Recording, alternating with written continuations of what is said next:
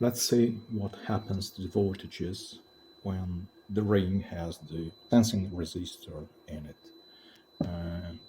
The ground clips are connected internally in the scope, so I would, in theory, just need one of these. I'm using both to show that I'm measuring on one channel the sum of the voltages across the sensing resistor and the bigger one, the big inductor, and in the other case it is just the voltage across, or along I should say, because voltage is path dependent, along the other branch that has only the small inductor. Need to check if the small one. So yellow, yes, yellow is the small one, and this is what I read: 19.7 and 83 millivolts. This is the sum, including the small resistor. I should mention that the EMF is about 103 millivolts, not 1 or 2.5 as before. Maybe because I added a turn when I moved the toroid. Anyway, doesn't matter. What we are going to see is what happens when we change the position of the clips. I had to do it off camera because these clips are so hard to press. It's amazing. Anyway, what I did now is to bypass the sensing resistor because these two clips are connected together. So I am bypassing this resistor with the circuit inside the oscilloscope. So there is no longer a current flowing inside this resistor. There's no longer a voltage, and I'm measuring the ring without the sensing resistor, and the voltages are those of the inductors. So 22.9, 83.1. Remember, the EMF has changed a bit with respect to the other experiments because maybe I added a turn. We are now measuring from here to here, from here to the same point here.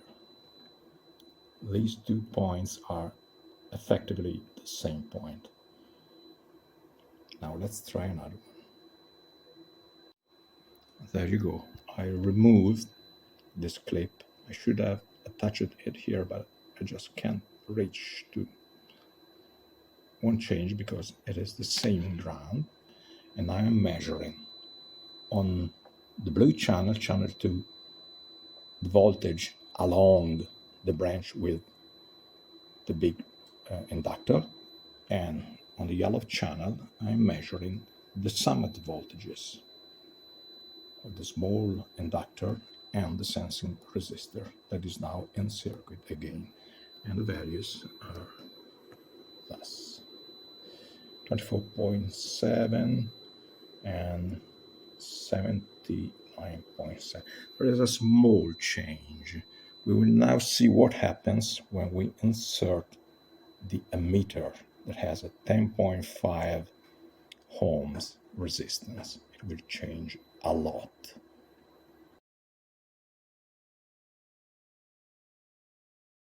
There you go. I have inserted the emitter in the circuit. I'm measuring 6.25 milliamps. It was 6.29 last time, but that's life. And I'm measuring this clip, remember, is the same as this clip, so I'm measuring on channel 1 the voltage of the small inductor alone, and on channel 2 I'm measuring both voltages, the burden voltage of the emitter and the voltage of the big inductor, and the result has changed. So we have 11.4 millivolts across the small one and 19.4 across the series of emitter and big inductor. I'm going to change the position of the clip and we will see the other combination. Just a moment, please. There you go. I've changed the position of the clip. It is now here.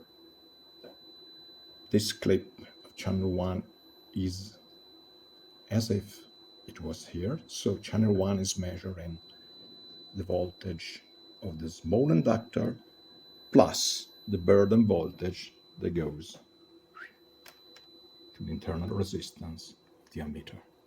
The current, as we see, is not changed much, almost not at all. And channel 2 will measure just the voltage across the big inductor. And here is what we get. Big inductor 15 millivolts, small inductor plus burden voltage 71.5 millivolts. All these voltages have phases, and that matters when we compose the phasors. Quite a change. I'll try to show you just the burden voltage on the scope. Again, one moment, please.